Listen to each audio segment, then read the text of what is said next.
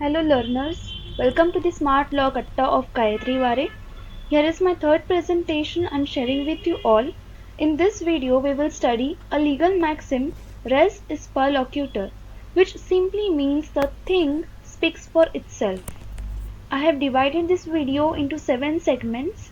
Let's start with the first one. The thing tell its own story is the literal meaning of this maxim res ipsa loquitur.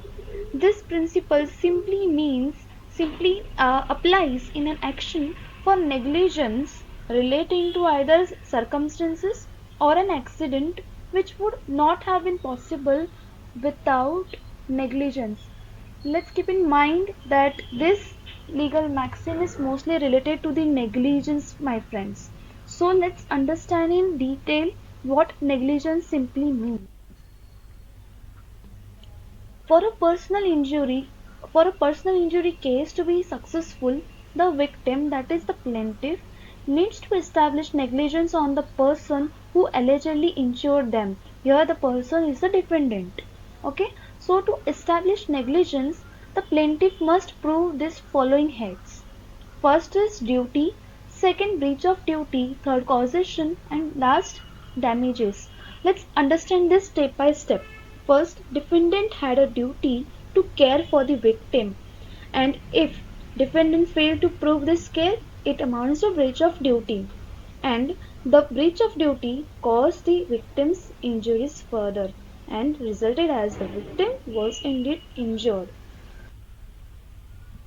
Generally what happens is the plaintiff must establish a breach of duty by the defendant or negligence on the part of the defendant.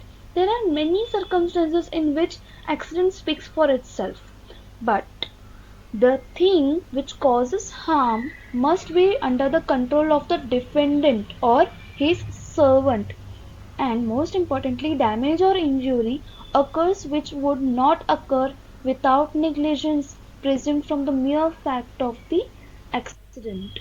Let's take an example. A has a wild animal in a case. The animal escapes and causes damages.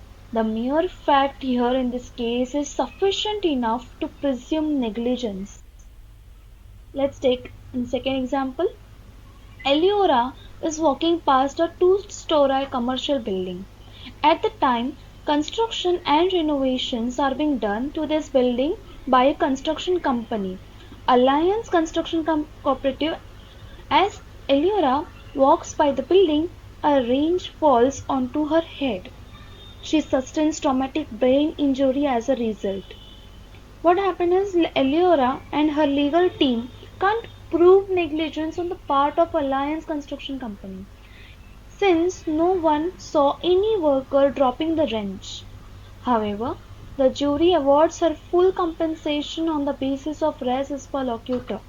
Even though there was no direct evidence, the event of a wrench dropping by the building cannot be explained by anything but the most importantly the negligence on the part of the Alliance Construction Company.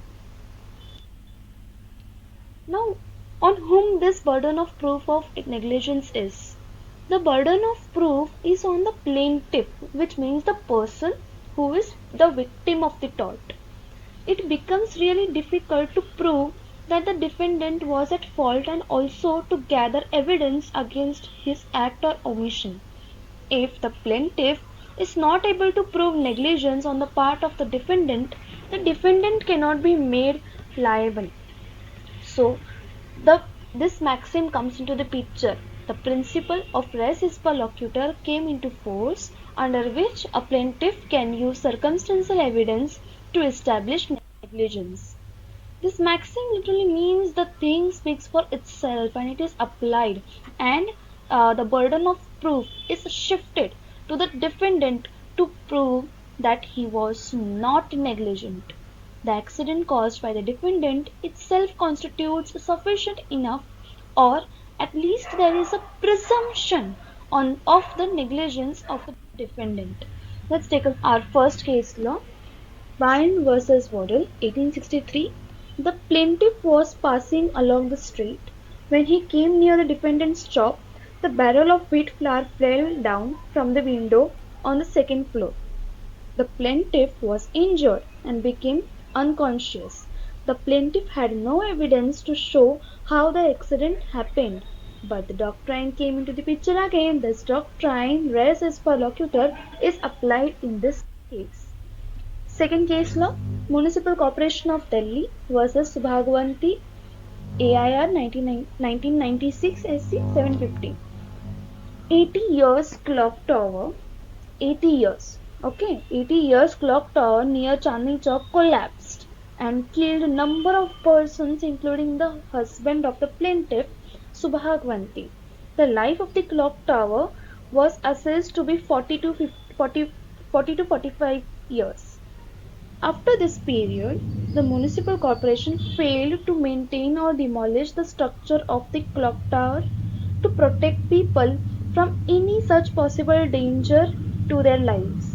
Its collapse itself indicates that the corporation was negligent, and this maxim, res est per locutor, was made applicable, and the court presumed the negligence of the corporation. The main thing we have to understand about this maxim is its meaning and the case laws from the point of exam view. Okay, so what does this mean? Res est per locutor, that is the thing speaks for itself. Simply remember the thing tell its own story, and we have to remember two case laws: Bayan versus Border, second Municipal Corporation of Delhi versus Subhagwanti. I hope this simplified explanation will help you not only to understand the maxim but also to remember it.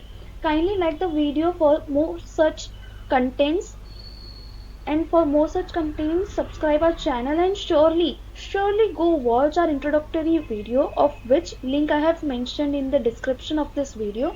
See you soon in further sessions.